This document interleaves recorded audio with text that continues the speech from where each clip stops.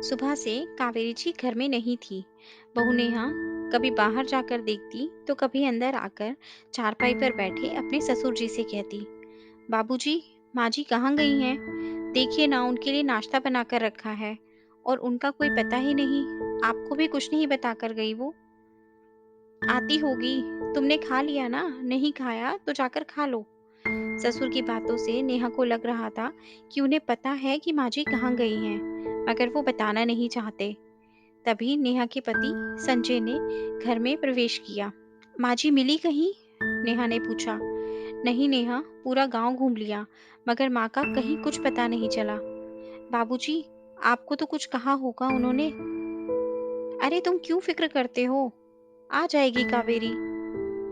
नेहा ने संजय को पानी लाकर दिया ही था कि तभी कावेरी घर में घुस गई। माँ, माँ, तुम कहाँ चली गई थी? पता है हम लोग कितने परेशान हो रहे थे। मगर कावेरी बेटी की बात अनसुनी करते हुए सीधे अपने पति के पास पहुंची और मुस्कुरा उठी। बात बनी क्या? हाँ, बाबा जी बता रहे हैं बहू पर पूजा का दोष है। यदि पूजा करवाओगे तो मनचाही मुराद पूरी होगी। पूरे 20,000 का खर्चा है, करोगी तो। हमारे यहाँ भी पूजा? माँ कैसी पूजा और कैसा दोष? संजय ने हैरानी से पूछा।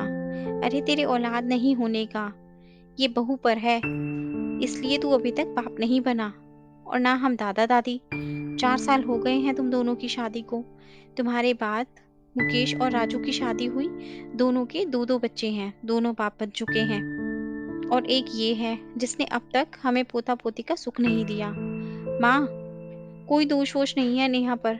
बेकार के चक्कर में मत पड़ो। अरे तुझे क्या मालूम, बाबा जी के आशीर्वाद से कई के घरों में किलकारी गुंजी है। माँ जी ये सही कहते हैं, आप इन चक्करों में मत पड़िए। शहर में हमने बड़े बड़े डॉक्टरों से चेकअप करवाया है और टेस्ट भी। सभी रिपोर्ट बताती हैं कि मैं कभी माँ नहीं बन सकती। नेहा का जवाब सुनकर चारपाई पर लेटे हुए ससुर जी तेजी से उठकर बैठ गए और बोले, अच्छा, तब हमें सचमुच किसी पूजा वगैरह करवाने की जरूरत नहीं है कावेरी। कोई लड़की देखकर संजय की इसी साल दोबारा शादी करवा देते हैं। अभी संजू की उम्र ही क्या है। हाँ जी, सही कहते हो। हम संजू का दूसरा ब्याह करा देते हैं। माँ बाबूजी, ये आप दोनों कैसी बातें कर रहे हो? क्या नेहा ने कभी आपकी देखभाल आदर सम्मान में कोई कमी की है? शहर में पढ़ी लिखी नेहा मेरे साथ यहाँ आकर 4 साल से आप दोनों की निस्वार्थ सेवा कर रही है। एक बहू नहीं बेटी की तरह ये आप दोनों। छी, शर्म नहीं आती आप दोनों को ऐसा सोचते हुए भी? शर्म? कैसी शर्म?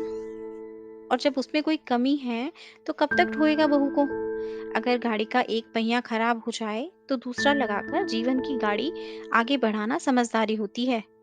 अच्छा, यदि आप दोनों इस बात पर सहमत हो तो रुकिए। कहते हुए संजय अंदर अपने कमरे की ओर दौड़ा। संजू रुको। नहीं संजू, नेहा चिल्लाते हुए उसके पीछे दौड़ी। मगर संजय तेजी से अटैची में से पेपर्स निकालकर ले आया और अपने माँ बाबूजी की ओर रखते हुए बोला, कमी नेहा की कोख में नहीं, आपके बेटे के शरीर में है। डॉक्टर ने 3 बार टेस्ट करवा कर देखा। नेहा तो माँ बन सकती है, पर मैं कभी बाप नहीं बन सकता। तो अब बताइए माँ बाबूजी, ये सब जानने के बाद आप क्या नेहा को दूसरी शादी करने की अनुमति दोगे? क्या अब भी जीवन की गाड़ी का एक पहिया खराब हो जाए तो उसे बदलने का साहस दिखाएंगे? मैं इसे कितनी बार कह चुका हूँ, तुम मुझे छोड़ दो, जिंदगी में आगे बढ़ो। मगर ये कहती है कि ये मुझे इस जन्म के लिए नहीं, अगले 7 जन्मों तक अपने जीवन साथी के रूप में चुन चुकी है। और बच्चों की कमी तो माँ बाबूजी दोनों है ना। हमारे बच्चे, संजय कहते हैं, बूढ़े बच्चों के जैसे होते हैं।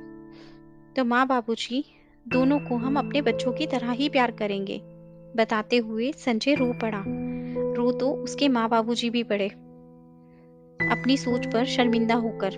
दोनों उठकर नेहा के आगे झुकने ही लगे थे कि नेहा ने दोनों को पकड़कर कहा, माँ बाबूजी बड़े आशीर्वाद देते हुए अच्छे लगते हैं। बस ये स्नेह भरा हाथ अपनी बेटी के सिर पर हमेशा बनाए रखना। कहते हुए दोनों से लिपट गई। संजय भी उनसे आकर लिपट गया। दोस्तों, आशा करती हूँ आपको ये कहानी अच्छी लगी होगी और जरूर कुछ नया सीखने को मिला होगा। आपका एक लाइक, शेयर और सब्सक्राइब हमें ऐसी ही और वीडियोस बनाने के लिए मोटिवेट करता है। इसलिए अगर अभी तक आपने हमारा चैनल सब्सक्राइब नहीं किया, तो प्लीज़ आप हमारे चैनल को सब्सक्राइब करें। आपसे कल फिर मुलाकात होगी एक नई कहानी के साथ। धन्यवाद।